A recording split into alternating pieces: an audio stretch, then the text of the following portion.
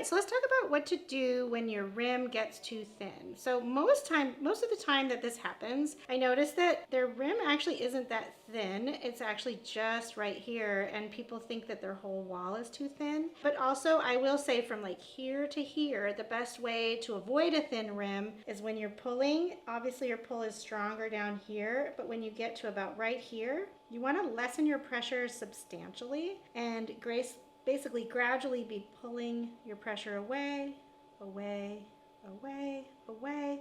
And then by the time you get up here, you can be letting go all the way. Now, I do have this tapered right here to sort of mirror whatever I normally see happen in the studio with students. So what I'm going to do is show you how frequently all you have to do is compress this to see that it's actually not as thin as you think. So I've got my finger right here and I'm just barely touching it. And this is my left hand. My right hand is going to come up here and also barely touch.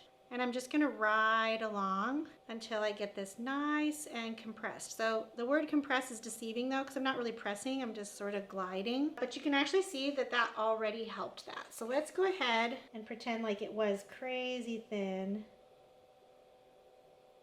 And I'll show you how you can do that all the same.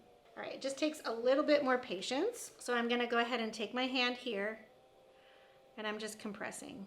And you have to, the key is to keep this hand present. If it's down here, you're gonna get like, you see how this is sort of slumping? You don't want that. So just kind of keep it nice and wet, traveling down the pot.